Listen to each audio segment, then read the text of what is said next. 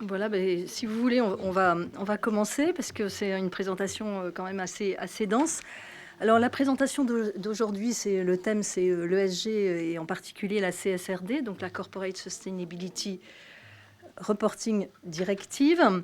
Cette présentation, elle est articulée en 6 parties. D'abord, je vais remettre un peu les choses dans leur contexte, en donnant une petite perspective historique. Ensuite, on va parler du nouveau vocabulaire qu'il faut avoir parce que la CSRD, ça a apporté des nouveaux acronymes, des nouveaux termes auxquels il faut s'habituer.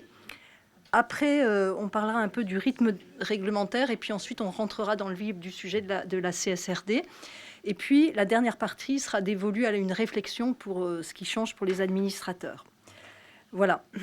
Alors, j'ai l'habitude de raconter une petite histoire et de parler du journal de Tintin en 1948, parce que dans le petit journal de Tintin, donc, qui était une grosse vulgarisation quand même pour les adolescents, il est écrit, le saviez-vous, et donc en 1948, on commençait à savoir que le pôle Nord était en train de fondre. Cela étant, et suffisamment, donc on le savait suffisamment puisque ça faisait l'objet d'un petit article de vulgarisation. Et cela étant, il a fallu attendre 1972 pour que les dirigeants internationaux commencent à réfléchir au sort de la planète. Et en 1972, ils ont décidé que tous les 10 ans, ils se reverraient pour parler d'écologie, de préservation de la planète. Donc, 1972, on prend une résolution. 1982, on se retrouve, mais finalement, c'est un échec parce que Ronald Reagan estime qu'il a d'autres chats à fouetter, notamment le mur de Berlin, le rideau de fer. Donc, il ne se passe rien. En 1992, les chefs d'État se réunissent à nouveau, et là, il y en a à peu près une centaine, avec 1500 ONG. Et là, c'est la première fois, donc en 1992, qu'on commence à parler de développement durable. Donc, ce terme, il est introduit à ce moment-là. Mais finalement, après de grandes discussions, on signe un papier en disant que tous les pays sont libres d'exploiter leurs ressources comme ils le veulent, et donc il n'y a rien de contraignant qui sort de ce sommet de la Terre. Donc après, on se retrouve en 2002. Donc en 2002, on commence à dire il y a peut-être des problèmes sur l'eau, il y a peut-être des problèmes sur l'énergie, sur l'agriculture. Donc il y a des grandes discussions, mais il ne se passe toujours rien. Donc je vais vous dire 2012, c'est pareil, il ne se passe rien. Et donc finalement, l'ONU prend les choses en main en 2015 et va sortir ses 17 objectifs de développement durable. Et parallèlement, en 2015 à Paris, il y a ces fameux accords de Paris, donc il faut bien avoir en tête parce qu'ils sont très importants pour le système bancaire, qui sont signés par 193 pays. Et dans ces accords de Paris, il y a notamment l'article 2 et le petit c qui est encadré et qui met quoi? Qui met les banques au cœur finalement de la problématique de la réorientation des flux de capitaux vers une économie plus durable. Donc pour vous qui vous occupez d'établissements de crédit, c'est très important ces accords de 2015 parce que voilà, ce qu'il faut retenir, c'est que vraiment ils ont mis les banques au cœur du dispositif. Donc une fois qu'on a signé ces accords, alors qu'est-ce qu'on en fait? On les passe à la Commission européenne. Et la Commission européenne, pendant 3 ans, elle va travailler sur un plan d'action qui s'appelle le plan d'action sur la finance durable. Et au bout de 3 ans, donc, elle va sortir un plan qui est organisé en 3 objectifs. Le premier, c'est effectivement celui des accords de Paris, c'est de réorienter les flux de capitaux vers des investissements durables. Et donc là, il y a un texte qui va nous intéresser particulièrement, c'est celui dont vous avez sans doute entendu parler, la taxonomie européenne, et notamment le Green Asset Ratio qu'on sort depuis maintenant à peu près, je sais pas, un an et demi. Donc le Green Asset Ratio, qu'est-ce que c'est pour une banque? C'est un ratio qui permet en principe, de mesurer finalement la proportion des financements durables qui sont faits à l'économie.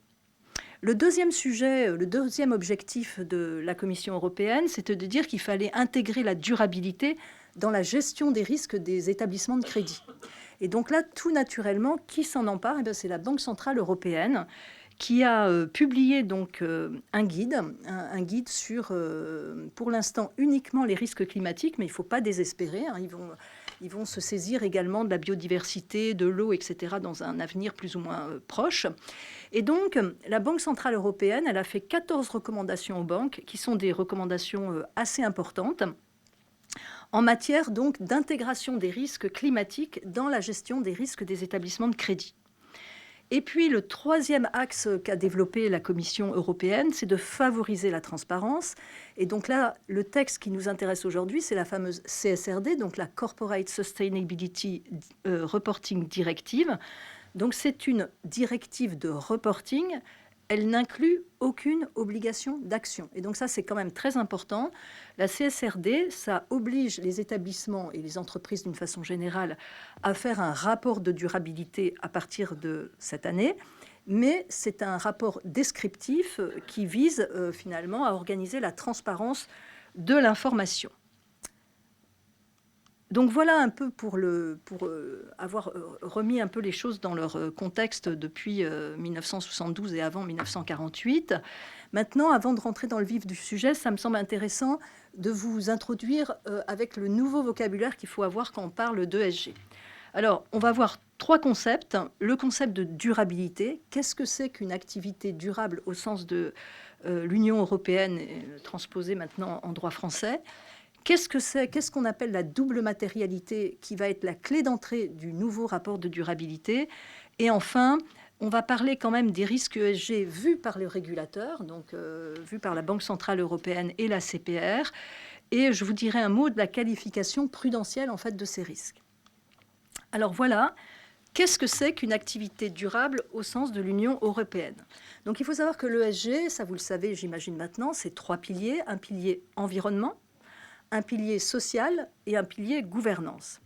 Et dans le pilier environnement, en fait, il y a 5 objectifs environnementaux. Il y a le climat, donc atténuer l'adaptation au changement climatique. Il y a l'utilisation durable des ressources aquatiques et marines. Il y a la transition vers une économie dite circulaire. Ensuite, il y a la prévention et la réduction de la pollution. Et enfin, il y a tous les sujets liés à la biodiversité. Et donc, l'Europe a défini une activité durable de la façon suivante. On dit qu'une activité est durable si elle contribue de façon substantielle à atteindre un des 5 objectifs environnementaux dont je viens de vous exposer le contenu, sans nuire aux 4 autres, tout en respectant un minimum, un socle minimum en termes de droits humains et d'organisation internationale du travail. Et ce qui est très important à noter, c'est qu'une banque ou une entreprise ne décrète pas qu'une activité est durable, elle doit le démontrer. Donc à chaque fois que la banque va dire « je contribue, j'ai des activités durables », il faudra qu'elle l'ait démontré, donc qu'elle ait expliqué que oui, il y a une contribution substantielle à tel objectif, que ça ne nuit pas aux 4 autres et qu'elle respecte bien les droits humains et l'Organisation internationale du travail. Donc voilà ce que c'est qu'une activité durable au sens de l'Union européenne. Alors il y a un autre concept clé à avoir en tête, qui, comme je le disais, va être la clé d'entrée du rapport de durabilité, c'est la notion de double matérialité. Donc vous, en tant que banquier, vous avez l'habitude à ce qu'on vous présente une cartographie des risques. Eh bien ça, c'est de la matérialité simple parce que ce sont les risques financiers attachés à telle ou telle activité. Et ce qui va être demandé maintenant aux établissements de crédit pour établir ce fameux rapport de durabilité, c'est de passer toutes les activités au crible d'une double matérialité, c'est-à-dire d'une matérialité financière, et ça vous savez faire, et aussi d'une matérialité d'impact, c'est de savoir finalement comment est-ce que les activités de l'établissement, quel impact ont les activités de l'établissement sur l'environnement. Voilà. Et donc, la double matérialité, c'est de toujours dire mon activité, elle a tel risque sur le plan financier et tel risque sur le plan environnemental.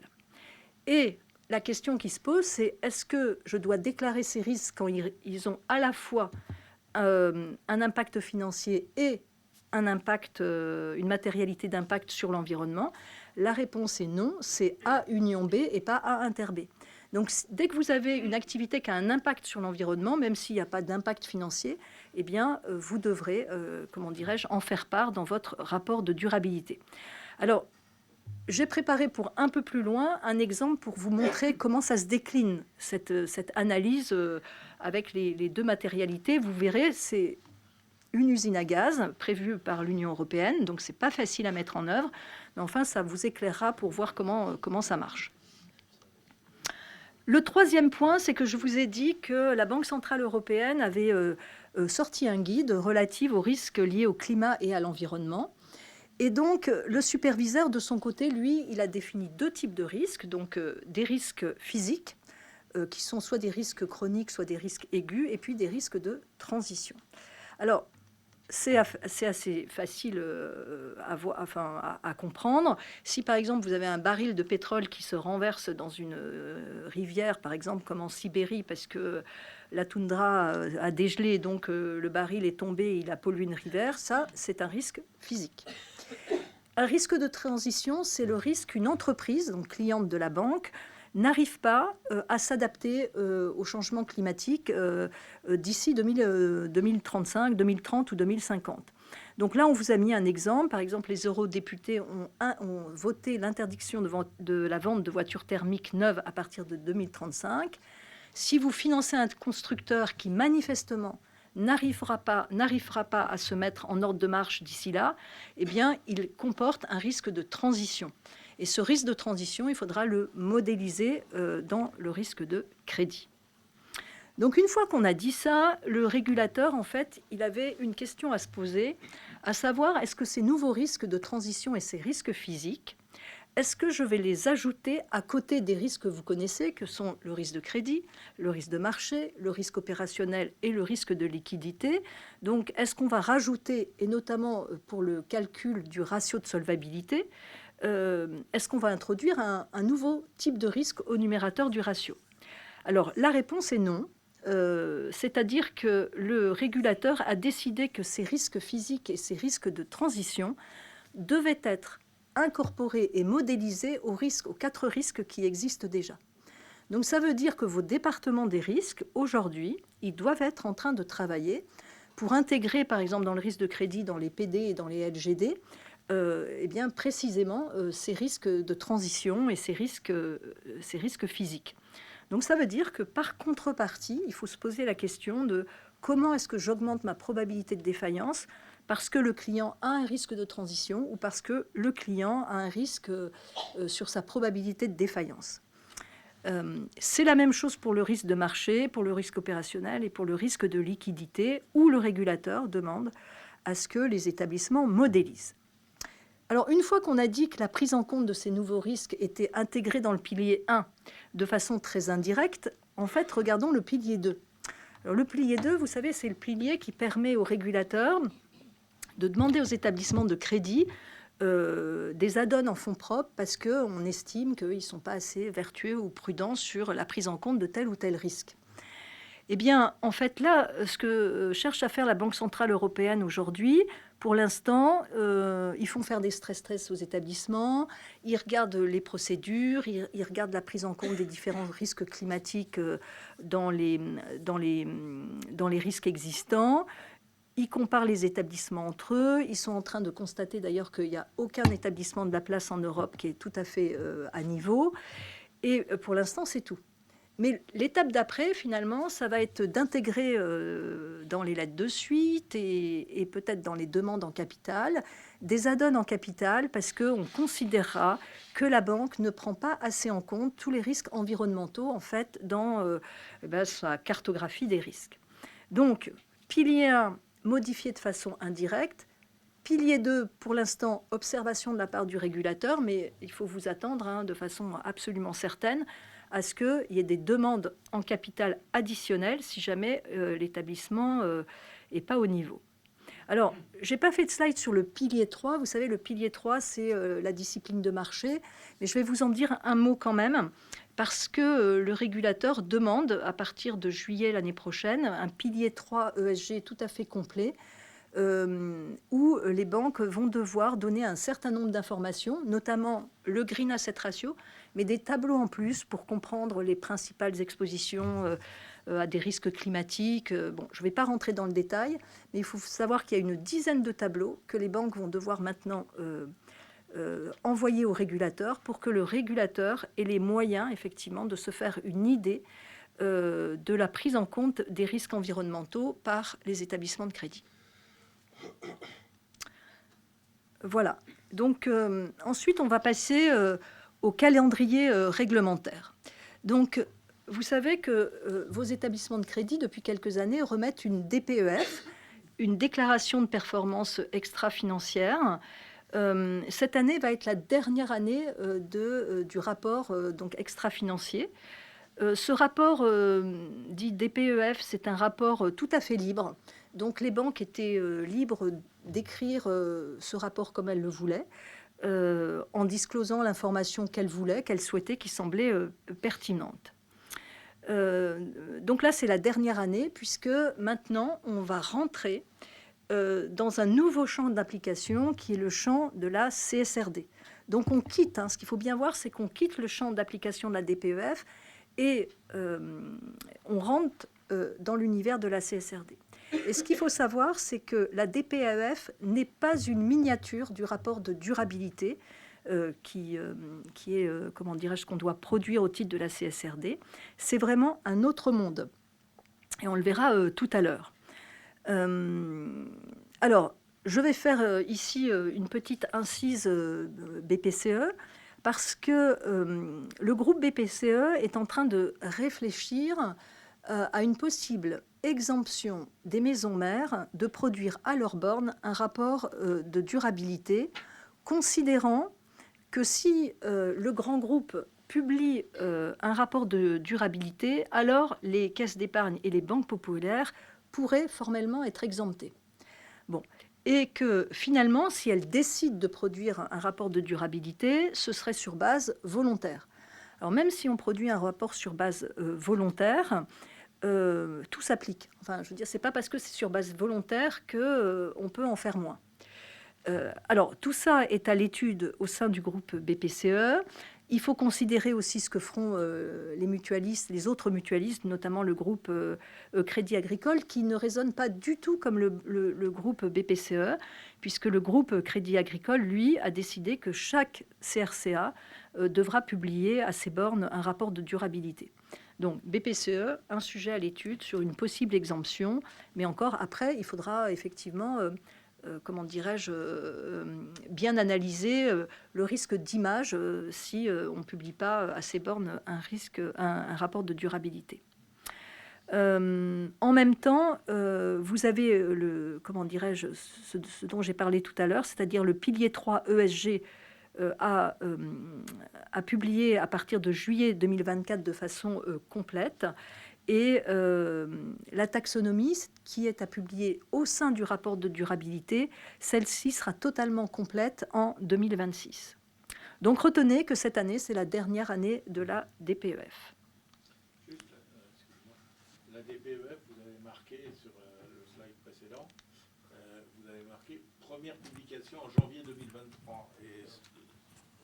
Merci. Vous avez marqué première publication en janvier 2023. Et donc, ça s'arrête là. Non.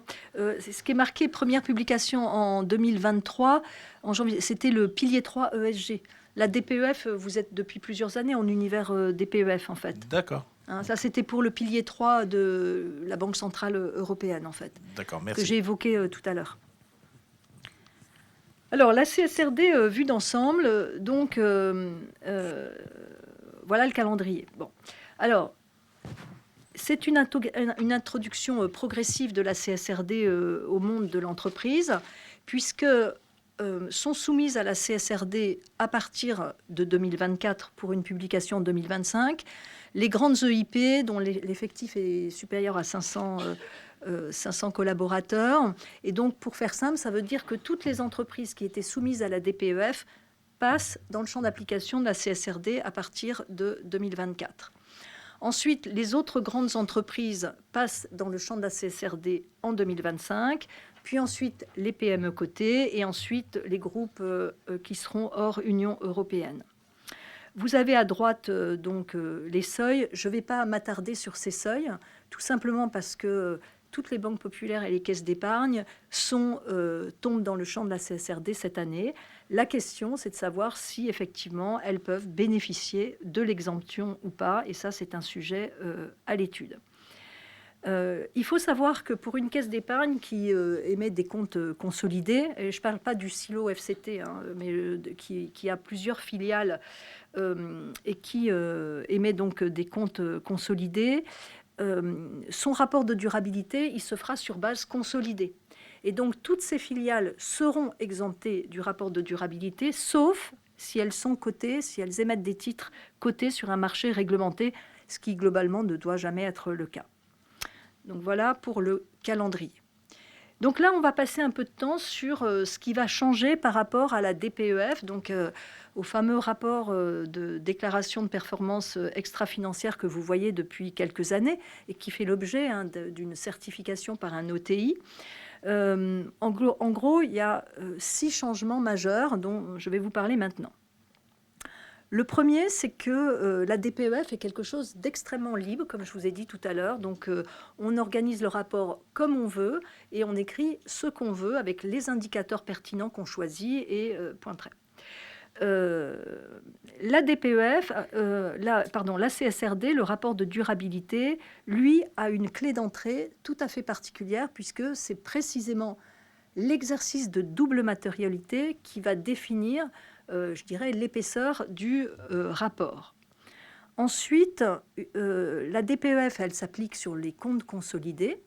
Le rapport de durabilité aussi, mais c'est un peu plus vaste que ça parce qu'on introduit la notion de chaîne de valeur. Et donc, il va falloir faire des analyses au-delà du périmètre de consolidation et de prendre en compte en amont les fournisseurs, en aval les clients. Et si vous avez des co-entreprises ou des sous-traitants, etc., il va falloir aussi faire des analyses jusque-là. Donc, si vous voulez, cette notion de chaîne de valeur qui dépasse en fait l'entreprise, c'est quelque chose de tout à fait nouveau qu'on n'avait pas dans la DPEF. Ensuite, si vous avez une filiale qui a une activité très différente de la banque, de votre corps de métier, eh bien, il faudra de façon très précise faire une mini-partie sur cette activité qui n'a rien à voir avec votre cœur de métier. La deuxième chose qui change de façon fondamentale, c'était que la DPEF, c'était la vue dans le rétroviseur. C'est-à-dire qu'on s'arrête, on regarde ce qu'on a fait, on explique ce qu'on a fait. Le rapport de durabilité avec la CSRD, c'est quelque chose d'extrêmement prospectif. C'est-à-dire qu'on va vous demander de discloser finalement toute votre stratégie à 2030, à 2050, de donner vos plans de financement et d'investissement de façon justement prospective. En termes d'objectifs, il va falloir également donner des objectifs dans le temps, à court terme, à moyen terme, à long terme, et vous n'aurez pas la possibilité de donner ces informations comme ça. Il faudra qu'ils soient fondés sur des hypothèses et des scénarios scientifiques. Donc là aussi, c'est un grand changement, et on vous demandera donc de façon, très précise, de dire si vos analyses sont effectivement fondées sur la science et qu'est-ce que vous avez retenu comme hypothèse scientifique pour fixer finalement ces objectifs. Le quatrième point qui change, c'est qu'avec la CSRD et le rapport de durabilité, vous allez devoir utiliser un corpus de normes. Les normes s'appellent les normes ESRS, c'est les pendants des normes IFRS en comptabilité. Elles sont aujourd'hui au nombre de 12. Il y a des normes générales et vont venir des normes sectorielles. Donc, on attend à partir de 2026-2028 des normes spécifiques pour la banque qu'on aura. Et ce qu'il faut bien savoir, c'est que les banques et les entreprises d'une façon générale n'ont pas le loisir d'échapper à ces ESRS. Elles sont très complexes à mettre en œuvre, mais elles sont applicables à tout le monde sans qu'il soit possible d'y déroger. Ensuite, ce rapport de durabilité, il faudra qu'il soit lu soit par l'homme, soit par une machine. Et donc, ça veut dire que vous allez devoir digitaliser tout le processus de lecture du rapport de durabilité, que ce soit des indicateurs chiffrés ou du wording. Il va falloir baliser tout le rapport de façon à ce qu'une machine, avec de l'intelligence artificielle, puisse décrypter votre rapport et le comparer avec ceux des autres. Donc ça, c'est quand même quelque chose de tout à fait nouveau. Ça ne sera pas prêt pour la première publication, parce que l'Europe n'a pas fini de travailler sur ce point. Ensuite, cinquième point, c'est le rôle du comité d'audit qui est très affecté par le rapport de durabilité. puisqu'il est demandé à ce que le comité d'audit dispose maintenant de compétences de compétences en matière extra-financière, que de même que le comité d'audit suit aujourd'hui le processus d'élaboration de fabrication des états financiers, il va en être de même pour le rapport extra-financier, que le comité d'audit va devoir suivre également l'efficacité du contrôle interne et de la gestion des risques qui sont relatifs à la communication d'informations extra-financières.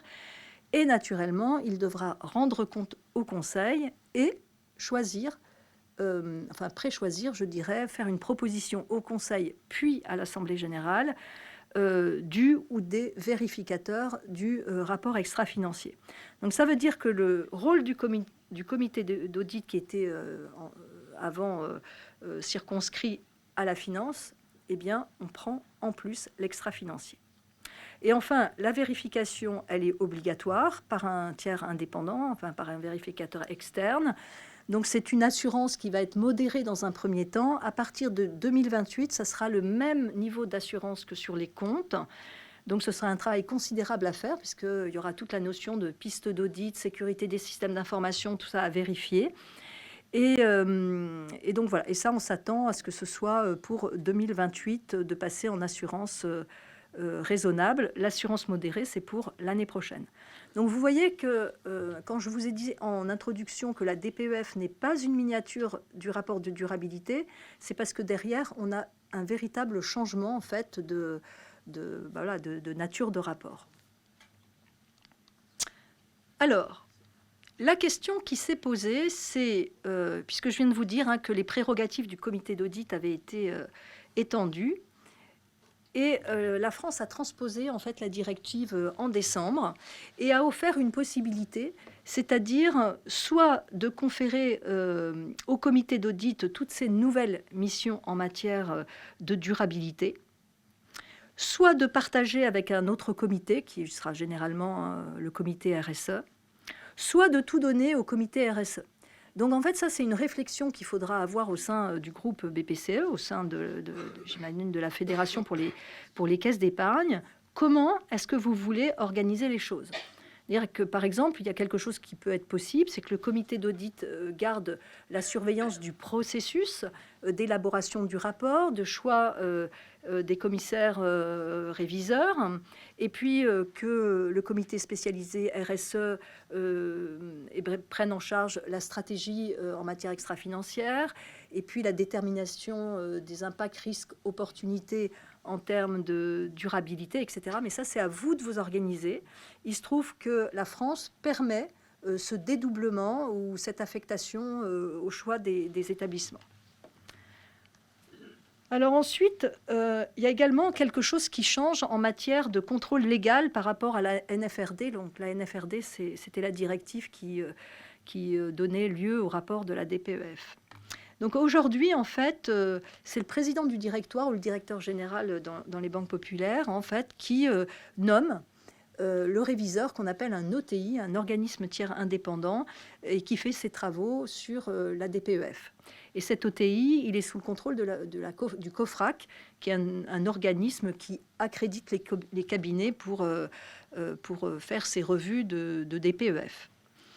Avec la CSRD, ça change, puisque maintenant, ce n'est plus le directeur général ou le président du directoire qui nomme, mais c'est l'Assemblée générale des actionnaires. Ce qui veut dire que pour vos assemblées de cette année, il va falloir prévoir de nommer, en fait, le ou les réviseurs du rapport de durabilité. Et il faut également que le comité d'audit soit impliqué dans le choix des réviseurs de ce rapport. Alors, la transposition de la directive en France ouvre la possibilité du co-audit du rapport de durabilité, ce que le H3C recommande. De toute façon, ça sera obligatoire quand on sera en assurance raisonnable à partir de 2028. Et il y a la possibilité, en réalité, de nommer soit les commissaires aux comptes, soit un des commissaires aux comptes, soit un organisme tiers indépendant qui n'est pas commissaire aux comptes, soit deux OTI, soit un OTI avec un commissaire aux comptes. Donc, en fait, il y a plein de possibilités. Ce qui est en train de se dessiner, parce qu'il y a beaucoup de synergies avec, il y a quand même pas mal de synergies avec le commissariat aux comptes, sur les systèmes d'information, sur la connaissance de l'entreprise, etc. Ce qui est en train de se dessiner, c'est que c'est plutôt les collèges de CAC qui sont nommés pour signer ce futur rapport de durabilité, mais ça n'est pas une obligation, en fait. Il faut savoir que si vous nommez des cabinets qui ne sont pas commissaires aux comptes, ils seront soumis au même secret professionnel en fait que les commissaires aux comptes, et donc ils devront partager ce secret professionnel avec vos commissaires aux comptes. Donc le mandat, il est pour 6 exercices maximum. L'appel d'offres n'est pas obligatoire. Il est possible mais pas obligatoire. Et voilà, c'est tout ce que j'ai à vous dire sur cet aspect-là. Retenez seulement qu'à l'Assemblée générale qui va avoir lieu cette année, il est impératif de nommer en fait vos réviseurs sur le futur rapport de durabilité, même si l'entreprise décide de ne pas faire de rapport de durabilité, s'il est bien confirmé que les caisses et les BP peuvent être exemptés, il y aura quand même une liasse à faire pour, comment dirais-je, l'organe central. Et donc, il y aura des travaux à faire en matière de durabilité qui font qu'il faut quand même nommer comment dirais-je, des réviseurs. Voilà, donc l'avis sur le rapport de durabilité, il est en 6 points. Donc, il faudra que vos réviseurs expriment le fait que votre rapport est bien conforme avec la directive comptable, qu'il a bien été établi selon les normes ESRS, que le CSE a bien été consulté, que la taxonomie est bien faite, hein, c'est-à-dire le Green Asset Ratio, et puis que, alors ça c'est pas pour la première année, mais pour les années futures, que l'information est bien balisée, c'est-à-dire taguée de façon à pouvoir être lue par une machine. Dans les rapports, tout ce qui est irrégularité, effectivement, ça devra faire l'objet de signalement par le réviseur, le CAC ou le prestataire indépendant, et faire l'objet éventuellement, si nécessaire, d'une révélation au procureur de la République s'il y a lieu. Donc vous voyez, c'est les mêmes obligations que les commissaires aux comptes. Voilà. Donc maintenant, on va passer à la CSRD, c'est-à-dire au rapport de durabilité, et je vais vous expliquer un peu comment va être structuré en fait le futur rapport de durabilité en partant des normes ESRS. Donc les normes ESRS, je vous l'ai dit tout à l'heure, donc c'est le pendant des normes IFRS, hein, ce qui va permettre de faire le rapport de durabilité. Donc aujourd'hui, il y a 12 normes, dont 2 transverses. Donc la norme ESRS 1, c'est une norme générale qui définit le cadre conceptuel du rapport de durabilité. Donc voilà, c'est une norme à lire pour comprendre comment les choses vont être organisées. La norme ESRS 2, c'est une norme obligatoire. On doit répondre à toutes les questions, enfin à tous les points qui sont soulevés par la norme ESRS 2, c'est-à-dire comment est-ce que j'ai préparé mon rapport, comment la gouvernance est-elle organisée, c'est quoi ma stratégie, c'est quoi les analyses que j'ai faites de double matérialité, quels sont les indicateurs clés que je retiens. Donc ça, c'est tout à fait obligatoire. Et ensuite, il y a 3 thèmes. Donc le thème environnemental, le thème social et le thème gouvernance. Dans le thème environnemental, il y a 5 normes. C'est les 5 thèmes dont je vous ai parlé tout à l'heure. Le climat, la pollution, l'économie circulaire, la biodiversité et puis tout ce qui est eau et ressources marines. Le social, vous avez 4 normes sur les employés de l'établissement. Sur les travailleurs qui sont dans la chaîne de valeur, c'est-à-dire tous les travailleurs qui sont, employés par vos fournisseurs, vos sous-traitants. Les communautés affectées, c'est si votre activité, elle touche des communautés. Alors, c'est facile à comprendre, par exemple, je veux dire, pour des entreprises, par exemple, qui vont faire de l'extraction de bois et qui vont déloger une communauté. C'est ça, la communauté affectée. C'est est-ce que je suis en train de nuire à une population qui vit à côté de mon entreprise. Donc, à mon avis, ça va être quand même moins évident pour une banque. Et puis, une norme qui va traiter des consommateurs et des utilisateurs finaux. Et sur la gouvernance, il y a une norme. Alors, ces normes-là, donc ces 10 normes-là, elles sont soumises à une analyse de double matérialité. C'est-à-dire qu'on ne va reporter sur ces normes que si elles sont pertinentes pour l'entreprise. Voilà. Et pour chacun de ces thèmes, il faudra donner des informations sur la gouvernance, sur la stratégie de l'entreprise, sur les IRO, c'est-à-dire les impacts, risques, opportunités, et enfin sur les indicateurs de mesure que vous aurez retenus. Alors, en gros, qu'est-ce que ça veut dire? Ça veut dire que si une entreprise est soumise à l'ensemble des normes, si tout est pertinent pour elle, c'est environ 1000 points de données qu'il faudra fournir. Dans 1000 points de données, c'est des indicateurs quantitatifs et qualitatifs. Voilà, plus 80 DR, ce qu'on appelle des DR, c'est-à-dire des dispositions relatives aux informations à fournir, qualitatives ou quantitatives. Donc c'est un travail en fait gigantesque. Alors, je vous ai dit que l'ESRS 2, c'est-à-dire les informations générales, qui sont en bleu marine là, c'est des informations obligatoires. Tout serait, comment dirais-je, simple, si ça s'était arrêté là, mais simplement la directive rajoute quelque chose. La directive dit, ben voilà, il y a le texte ESRS et SRD, mais il faut savoir qu'il y a plein d'autres textes en fait. Il y a, il y a le pilier 3, il y a la directive benchmark, il y a la directive SFDR, il y a la loi européenne sur le climat, il y a la TCFD, etc. Tout ça, c'est des textes qui continuent d'exister. Et donc, la CSRD dit, donc, en plus de ce qu'on vous demande, vous n'êtes pas exonéré de continuer à donner l'information au titre de ces autres directives. Donc il y a une partie dans le rapport de durabilité voilà, qui est prévue pour continuer à donner d'autres informations que celles prévues par la CSRD. Pour les informations des normes qui sont soumises à analyse de matérialité, vous faites votre analyse de double matérialité, vous concluez que c'est matériel pour l'établissement. Et dans ce cas-là, vous êtes soumis à toutes les informations qui sont demandées. Si vous concluez que ça n'est pas matériel pour votre établissement, vous ne pouvez pas vous contenter de ne rien dire. Il va falloir justifier pourquoi est-ce que tel et tel aspect n'est pas matériel pour l'établissement. Donc voilà, donc il y a une explication pour justifier pourquoi est-ce que ça n'est pas matériel pour vous. Et si ce n'est pas matériel, après, forcément, vous êtes exonéré de tous les points de données qui sont exigés par la norme.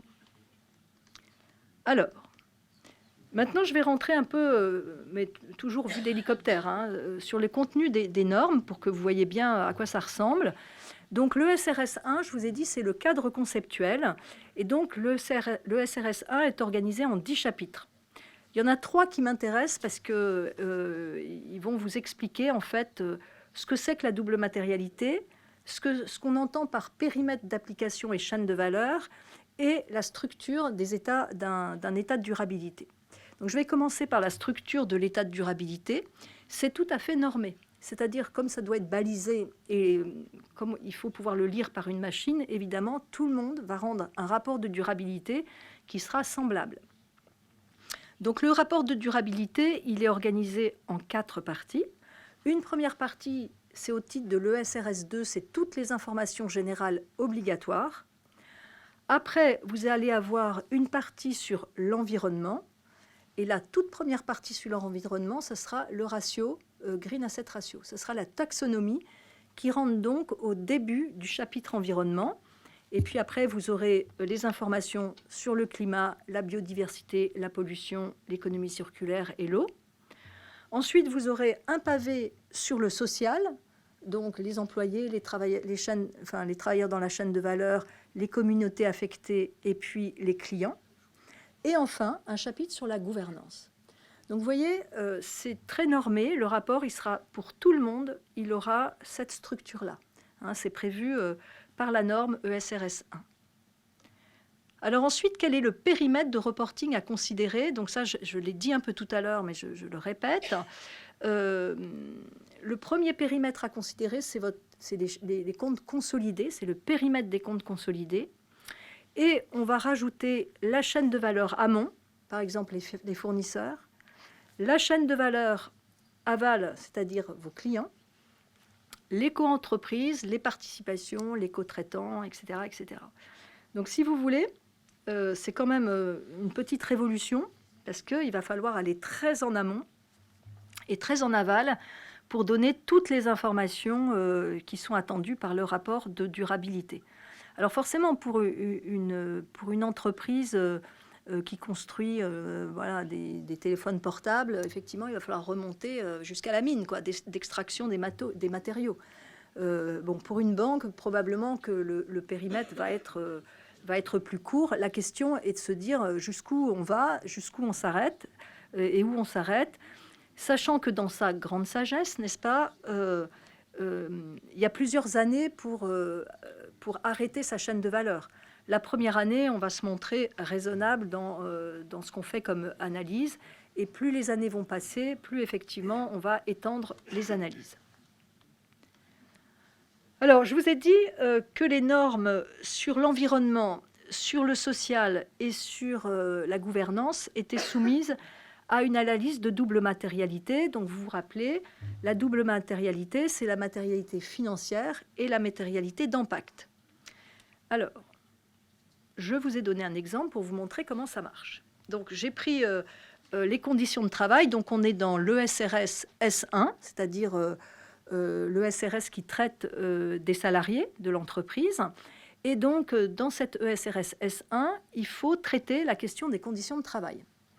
Donc, dans les conditions de travail, on fait d'abord la matérialité financière. Donc, c'est ce qui est en violet.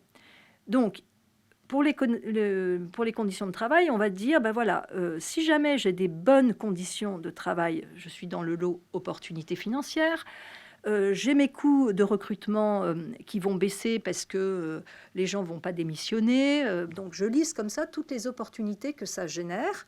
Et ensuite, je me pose la question, est-ce que c'est probable? Est-ce que je peux dire de façon certaine ou j'ai une probabilité forte, moyenne ou faible d'avoir des bonnes conditions de travail? Donc, je cote la probabilité. Et ensuite, je dis mon impact financier, c'est-à-dire si jamais j'ai des bonnes conditions de travail, qu'est-ce que ça me génère comme coût comme économie financière? Et donc, je vais dire si l'impact financier il est limité, s'il est moyen ou s'il est important. Et ensuite, ma petite moulinette tourne et je vais décider si effectivement cet impact risque-opportunité est matériel ou pas pour mon rapport de durabilité. Je fais pareil pour les risques. Si mauvaise condition de travail, ça veut dire que j'ai des surcoûts liés à un turnover important. Est-ce que ça va me coûter cher financièrement? Donc je dis oui. Là, par exemple, on a dit oui, ça va me coûter cher, mais la probabilité est faible. Et donc, vous avez fait votre moulinette à vous, parce que c'est vous qui avez la main sur la moulinette qui va tourner, y compris sur le fait de fixer ce qui a un impact financier élevé, moyen ou faible. Et la moulinette va tourner, va dire l'impact risque-opportunité est matériel. Donc, s'il est matériel, ça veut dire qu'il va devoir se trouver dans le rapport de durabilité. Ça, c'est pour le financier. Et ça ressemble en fait aux cartographies des risques qui sont faites dans les établissements. Ça, vous êtes habitué. Sauf que vous n'avez pas l'habitude de coter le côté opportunité. Alors ensuite, il faut maintenant se pencher sur la matérialité d'impact. Donc là, la matérialité d'impact sur l'environnement ou sur la société. Donc là, on est forcément sur la société. Donc j'ai des bonnes conditions de travail.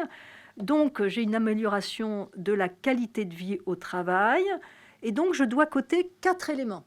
C'est-à-dire, est-ce que la situation est grave? Alors forcément, si c'est une opportunité, c'est faible. Est-ce que c'est étendu? C'est-à-dire, est-ce qu'une grosse partie de la population est concernée par ce sujet?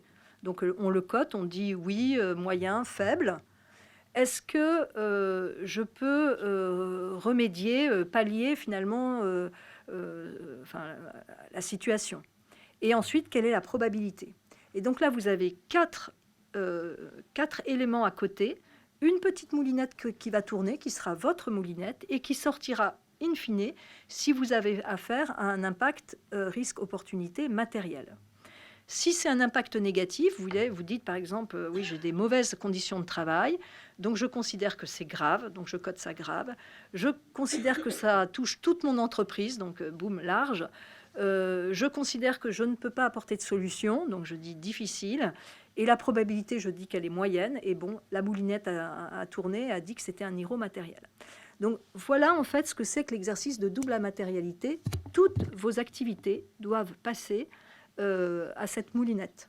Donc vous voyez, c'est quand même un énorme travail. Les exercices de double matérialité, c'est des exercices qui durent au moins 4 mois dans les établissements. C'est énorme. Donc voilà. Ne me demandez pas ce que j'en pense, mais je ne fais que vous montrer ce que c'est. C'est valable pour les agriculteurs aussi. Ah bah oui, les pauvres. Alors, bon, pour l'instant, ils ne sont pas soumis. Bon. Les normes de l'EFRAG, donc maintenant on passe à l'ESRS 2. Donc vous vous rappelez, l'ESRS 2, c'est une norme obligatoire. C'est la norme générale. Donc, ça sera l'introduction du rapport de durabilité. Et là, on vous demande 5 parties dans cette première partie. La première partie, c'est les bases de préparation, c'est-à-dire que vous allez expliquer le périmètre que vous avez retenu. Donc, c'est là où vous allez dire, ben voilà, là, c'est la première année ou la deuxième année. Donc, je suis allé pas plus loin que ça dans ma chaîne de valeur. J'ai pas pu intégrer telle entreprise parce que j'avais pas l'information. Donc, j'ai telle exemption sur mon rapport de durabilité. Il y avait des circonstances particulières cette année. Donc, vous expliquez finalement tout ce que vous n'avez pas pu faire. Ensuite, il y a une partie gouvernance, donc qui est importante parce que dans cette partie-là, il va falloir expliquer quels sont les rôles, les responsabilités du conseil d'administration. Il va falloir expliquer si la rémunération de la direction, elle est fondée sur des indicateurs extra-financiers. Il va falloir parler des diligences raisonnables qui sont faites au sein de l'établissement, du contrôle en termes extra-financiers, etc. Donc, c'est tout le dispositif de gouvernance. Ensuite, il y a une partie stratégie où l'entreprise, effectivement, va donner sa position sur le marché, va parler de son modèle d'affaires, y compris sur le volet extra-financier, évidemment, dire s'ils ont consulté des parties prenantes pour faire leur rapport de durabilité, et puis dire un mot sur les impacts matériels qui sont retenus, finalement, dans le rapport de durabilité. Une partie sur tout le travail que vous aurez fait de gestion des impacts, risques et opportunités. C'est-à-dire que là, vous allez expliquer comment vous vous êtes pris pour faire ce travail d'identification de ce qu'on appelle les IRO matériels. Et donc, pour chaque élément matériel, vous allez devoir donner la stratégie, la politique, les objectifs, les actions qui sont mises en place. Et enfin, la dernière partie de cette première partie, c'est les objectifs, les indicateurs clés que vous allez donner et qui vont servir de mesure finalement à la progression de l'établissement. Donc voilà, donc ça c'est pour les informations générales. Ensuite, je vous ai dit, il y a le pilier des normes ESRS E qui sont les normes sur le climat, sur l'environnement. Donc, comme je vous ai dit tout à l'heure, vous avez 5 normes sur l'environnement, le changement climatique, la pollution, les ressources marines et l'eau, la biodiversité et les écosystèmes, et les utilisations de ressources et l'économie circulaire. Alors, toutes ces normes sont soumises à des analyses de double matérialité. Donc, par exemple, si la banque considère qu'il n'y a rien de matériel pour elle sur l'eau et les ressources marines, elle expliquera pourquoi, mais elle ne dira rien de tout ce qui est demandé, c'est-à-dire des 65 data points qui sont demandés. Et vous voyez, si vous additionnez rien que sur l'environnement, il y a pas mal de points de données à faire figurer dans le rapport. Donc, 5 normes pour l'environnement. Je ne vais pas plus loin parce que je ne vais pas descendre dans le contenu des normes. Vous avez 4 normes sur le social, donc vos effectifs propres, les travailleurs qui sont dans la chaîne de valeur, les communautés qui sont affectées, et puis les consommateurs et utilisateurs finaux. Et ces normes-là aussi sont soumises à l'analyse de matérialité.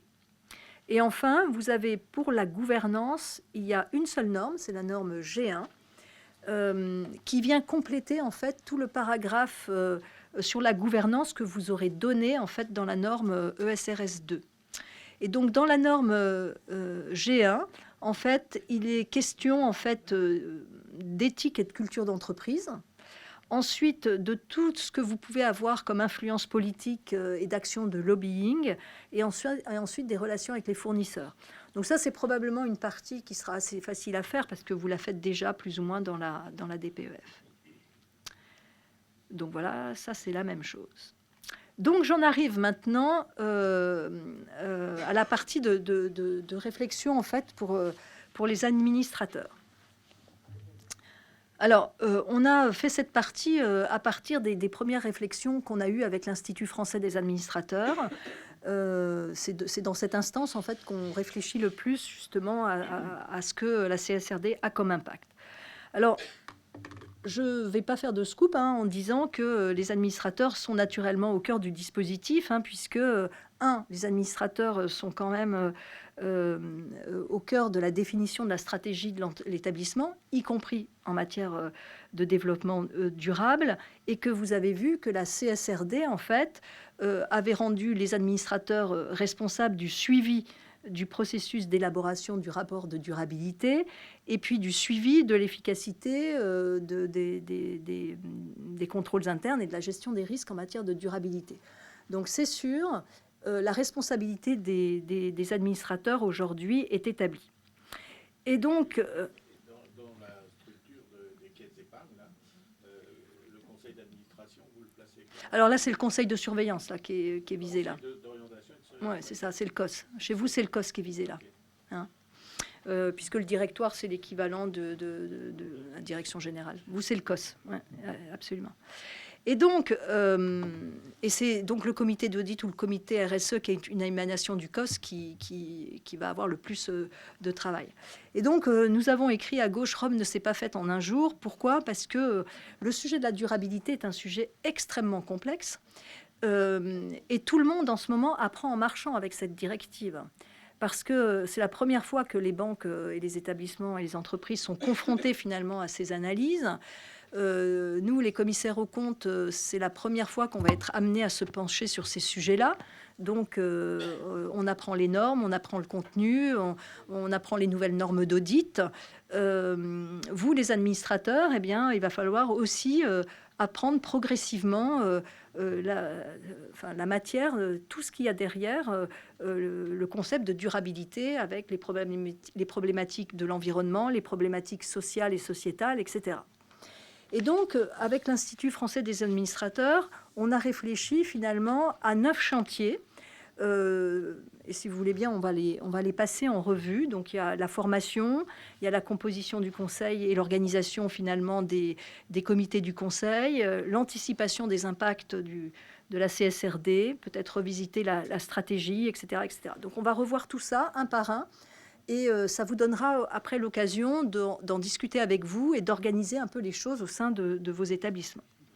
Alors, en termes de formation, ce que je voulais vous dire, c'est que en fait, la loi Pacte, qui date de quelques années maintenant, elle a déjà donné le ton, en fait, puisque elle a écrit dans son texte que les administrateurs sont garants de la prise en compte des enjeux de durabilité dans l'objet social, garants de l'information donnée dans le rapport de gestion, ont un devoir de formation, y compris dans les enjeux de durabilité. Donc ça, on l'a déjà depuis la loi Pacte en France.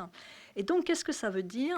Ça veut dire que les administrateurs, aujourd'hui, doivent se former, soit individuellement, soit collectivement, mais pas seulement à la directive, pas seulement au texte réglementaire. En fait, ce qu'il y a derrière comme enjeu, c'est que vous devez, un peu comme nous, vous former finalement au sujet scientifique qu'il y a derrière.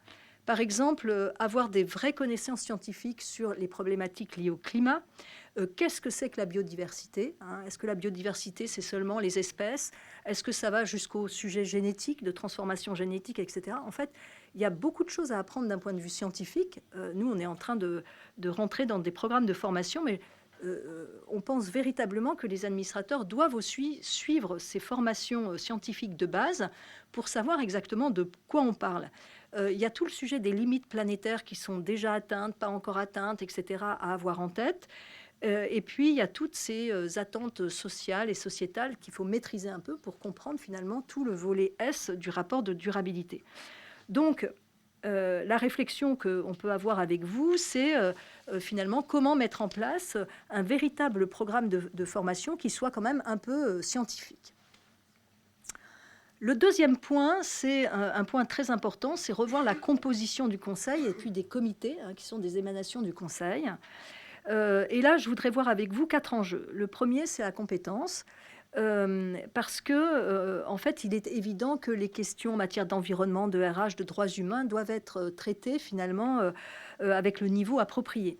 Et d'ailleurs, l'ESRS, les normes ESRS prévoient qu'on donne des informations en fait sur la compétence, sur l'expertise, sur la formation en fait des administrateurs et puis de la direction.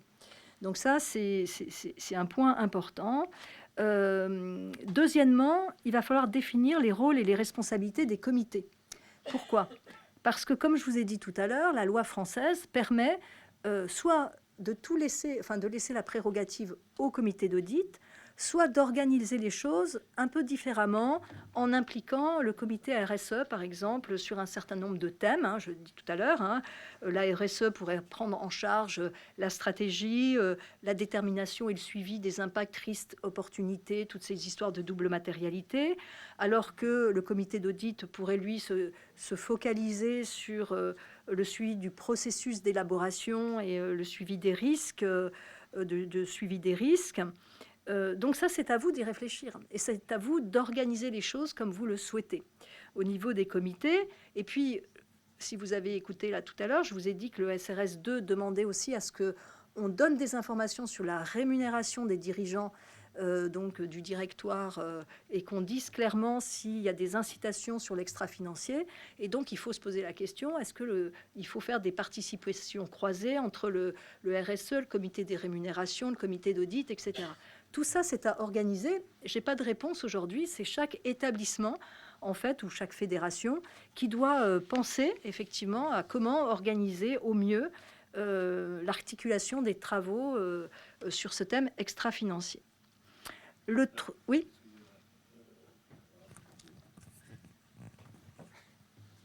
Merci. Parce que là, déjà, dans la première réflexion, dans l'organisation des caisses d'épargne, la mise en place de tout ça, ça va arriver à une direction quelconque, qui va être la direction de la conformité, peut-être, je ne sais pas. Ou alors, va y avoir une nouvelle direction qui va être créée, mettre en place tout ça. Et nous, notre rôle, effectivement, ça va être de savoir, de connaître un petit peu, d'avoir les compétences dessus. Mais ça va être de s'assurer que les choses sont bien prises en compte par la caisse. Oui, c'est pas à nous de c'est pas définir. À vous de faire, voilà, c'est ça. C'est pas à vous de faire. Là, il faut nous rassurer un petit peu. Non, quand même. Mais c'est à vous de comprendre. En réalité, oui, l'enjeu, c'est de comprendre le contenu. Bon, parce que là... Absolument. Alors, pour répondre à vos questions, nouvelle direction, etc., c'est pas la conformité qui prend le sujet, parce que la CSRD, c'est une directive de reporting. Et donc, dans les établissements, l'organisation des projets aujourd'hui, c'est la finance qui travaille main dans la main avec la RSE, la direction des risques, etc. Mais c'est la finance qui, généralement, pilote, en fait, ce projet CSRD, puisqu'il est question d'un reporting, en fait. Alors, forcément, les métiers vont alimenter, la RSE va alimenter, mais donc, il n'y aura pas une nouvelle direction, il va y avoir une nouvelle organisation entre les différentes fonctions, en fait. Pareil, si on continue sur la composition du conseil, les comités, etc., les questions qu'il faut se poser, c'est que pour faire tous ces travaux en matière de durabilité, en fait, il faut prendre en compte l'avis des parties prenantes. Alors, les parties prenantes, c'est les collaborateurs, les fournisseurs, les clients, les ONG, enfin, c'est beaucoup de choses, les parties prenantes. Et donc, vous, en tant qu'administrateur, vous devez déjà avoir la cartographie des parties prenantes de l'établissement. Qui sont-elles et comment est-ce qu'on les intègre dans les réflexions stratégiques de l'établissement? Donc ça, c'est très important pour vous, donc avoir la cartographie de ces parties prenantes. Et le dernier point sur la composition des conseils, etc., c'est que vous évaluez, vous vous auto-évaluez ou vous faites évaluer le fonctionnement du conseil. Et donc, il faudra sans doute prévoir d'évaluer aussi la partie suivie de l'extra-financier du conseil dans un avenir assez proche. Alors ensuite, le troisième point de réflexion, c'est anticiper les impacts liés à la mise en œuvre de cette fameuse CSRD. Et donc, en tant qu'administrateur, donc là, on rentre un peu dans le vif de votre travail, vous devez vous assurer de l'existence d'un véritable plan d'action. Et donc, vous devez bénéficier évidemment d'une information fiable et d'un outil de pilotage. Et donc ça, c'est quand même très important parce que le projet il va être piloté tout au long de l'année. Il est compliqué. Et donc, vous avez des questions minimales à poser. C'est-à-dire que, on ne part pas de rien, puisqu'on a quand même une DPEF, même si la DPEF, ce n'est pas du tout une miniature du rapport de durabilité, il y a quand même des choses dedans. Il y a quand même des choses en matière de climat, il y a des trajectoires, etc. Et donc, il vous appartient de savoir le chemin à parcourir, c'est-à-dire faire une gap analysis en disant, j'ai ça avec la DPEF, la cible, elle est là, quel est le chemin à parcourir ? La deuxième chose, c'est quoi l'organisation cible de l'établissement ? C'est un peu la question que vous posez. Ce n'est pas à vous de faire, mais c'est à vous de savoir comment l'établissement s'est organisé, a pensé la cible, est-ce qu'il y a la compétence en interne, est-ce qu'on a suffisamment de moyens pour faire, est-ce qu'il y a des besoins de formation, c'est quoi le coût d'un projet comme ça, est-ce qu'on a les moyens, et puis en termes de système d'information, comment les SI vont-ils être impactés ? Parce que je peux vous dire qu'ils vont l'être, puisqu'il va falloir qu'il y ait une piste d'audit pour récupérer toutes ces informations extra-financières et qu'aujourd'hui, elles ne sont pas forcément dans les systèmes. Donc ça, c'est votre job aujourd'hui, dans cette phase de montée en puissance de la CSRD. Et puis, une fois qu'ils auront travaillé, qu'on aura le dispositif d'identification de tout ce qui est matériel en termes de impact, risque, opportunité, eh bien, il faudra que vous ayez effectivement cette cartographie, que vous puissiez la voir et valider le choix de l'établissement qu'il aura fait sur les priorités qu'il va donner. Parce que le chantier est tellement vaste qu'on ne va pas pouvoir tout faire en un seul coup. Et donc, il va falloir prioriser les chantiers. Et donc, ça, c'est votre prérogative de s'assurer que les priorités que choisit l'établissement, vous, en tant qu'administrateur, vous êtes d'accord. Donc ça, c'est sur le chantier numéro 3, qui est le chantier de suivre finalement ce plan de transformation. Ensuite, au niveau du conseil, vous devez disposer, bien évidemment, d'une information adaptée. Et j'enfoncerai une porte ouverte en disant qu'il appartient aux administrateurs de définir eux-mêmes l'information dont ils veulent disposer. Alors, on a essayé de réfléchir, si on était administrateur, à l'information dont on aurait besoin. Donc, pour nous, il y a 6 informations à minima que vous devriez avoir. Une fois, effectivement, qu'ils auront fini leur cartographie. Donc, c'est la cartographie des impacts, risques, opportunités. Ensuite, on extrait de cette cartographie ce qui est matériel et on vous fait un joli tableau de bord qui permet de suivre en fait les enjeux de durabilité matérielle pour l'établissement, avec naturellement un suivi de la mise en œuvre des politiques et des procédures de l'établissement. Ensuite, vous savez que pour recenser finalement tous ces impacts, risques, opportunités, l'établissement met en place ce qu'on appelle des procédures de diligence raisonnable. Ces procédures permettent d'identifier, de suivre et puis de réduire les impacts négatifs. Donc, il faut que vous ayez connaissance en fait de toutes ces procédures qui sont mises en place. Et puis, à notre avis, vous devez également bénéficier d'analyses sectorielles, c'est-à-dire qu'est-ce qu'ils font vos concurrents. Ils en sont où? C'est quoi le benchmark? Parce qu'il va falloir que vous puissiez comparer ce que fait votre établissement et ce que font les pairs.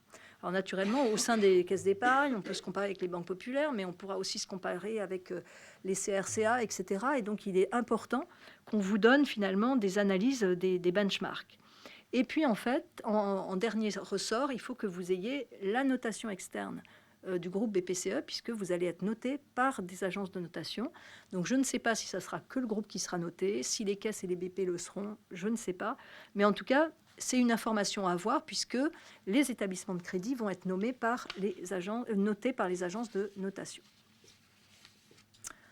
Alors, 5e point, c'est que une fois qu'on sera dans un univers, effectivement, où les impacts, risques, opportunités auront été définis, il va falloir superviser finalement dans le temps la gestion de ces impacts, risques, opportunités. Alors, en remarque liminaire, je voulais revenir sur un point très important. La CSRD n'est qu'une directive de reporting. Elle n'a aucune obligation d'agir. Il y a en ce moment en Europe une directive qui est en cours de préparation, qui s'appelle la CSDDD, donc la Corporate Sustainability Due Diligence Directive, qui, elle, est une directive qui donnera des obligations d'agir. Pour le moment, le secteur financier est en dehors de ça, mais bon, la France, de toute façon, a déjà mis en place des choses en matière de diligence raisonnable.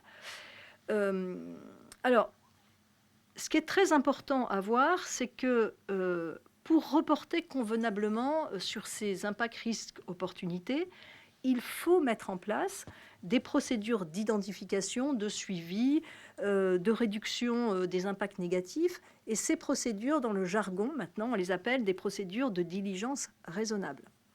Et donc, ces procédures de diligence raisonnable, il faut que vous en ayez connaissance. Et donc, elles doivent être décrites dans le futur rapport de durabilité selon 5 axes, c'est-à-dire comment la diligence raisonnable, c'est-à-dire toutes les procédures d'identification, sont intégrées dans la gouvernance, la stratégie, le business model de l'établissement. Comment est-ce qu'on a impliqué les parties prenantes pour faire cet exercice d'évaluation? C'est quoi la méthode? Comment est-ce qu'on évalue les impacts? Comment est-ce qu'on les revoit chaque année? Ensuite, comment est-ce qu'on remédie à ces impacts négatifs? Et enfin, comment est-ce qu'on mesure l'efficacité des procédures en place pour réduire les risques? Donc ça rentre dans votre petite bannette de suivi. Et ensuite, votre reporting de durabilité, il devra intégrer une cartographie des risques, hein, ça je l'ai dit, en matière qui sera issue de la double matérialité, et puis une description de la supervision du dispositif, une description de la supervision du dispositif de gestion et de maîtrise des risques. Et donc vous, en tant que conseil, en fait, vous avez 3 choses à faire. Donc c'est de superviser la prise en compte des enjeux de durabilité dans les dispositifs de gestion qui existent au sein de l'établissement. Vous prononcez sur le niveau d'appétence au risque en matière de durabilité. Hein. Aujourd'hui, vous vous prononcez en matière de risque financier, mais demain, ce sera aussi sur les risques en matière de durabilité. Et puis, d'apprécier surtout ces impacts sur la stratégie de l'entreprise. C'est-à-dire, est-ce que finalement, le niveau de risque que vous acceptez, est-ce qu'il impacte la stratégie de l'entreprise? Donc tout ça, c'est effectivement des points qui sont demandés aux administrateurs. Attention au temps, il est 15h05. Oui, j'ai presque fini. Vous me laissez quoi encore 5-10 minutes? Même pas? Bon, alors, sur la stratégie, donc, qu'est-ce que je vais vous dire? Donc ça, je vais passer. Donc, c'est le mandat des administrateurs de choisir le tiers externe indépendant. Ensuite, vous devez rendre compte aux actionnaires et aux autres parties prenantes. Donc là, ce qui est visé, c'est le greenwashing. Il faut faire très attention dans la communication qui est faite aux tiers à l'extérieur, qu'on ne tombe pas dans le greenwashing, c'est-à-dire de dire des choses très positives qu'on n'est pas capable de démontrer. Et la Banque Centrale Européenne et la CPR, en ce moment, ils sont sur ce sujet-là. Ils estiment que les banques disent beaucoup de choses très positives, mais qu'il n'y a pas d'indicateurs pour le prouver. Donc ça, il faut faire très attention parce qu'il pourra y avoir des sanctions en la matière. Et puis, il faut embarquer effectivement vos collaborateurs, les fournisseurs, les clients, communiquer avoir une communication produit, parce que c'est très important de communiquer. Donc, non seulement aux sociétaires, mais également à toutes vos parties prenantes. Et pour finir, eh bien, vous avez la responsabilité de vous assurer que la rémunération des dirigeants, donc du directoire, comporte bien des indicateurs en matière extra-financière. Donc voilà, j'ai été un peu vite sur la fin. Je pensais avoir jusqu'à 15, mais en fait non. Bon, donc voilà, j'en ai fini. Si vous avez des questions, je suis à votre disposition pour y répondre.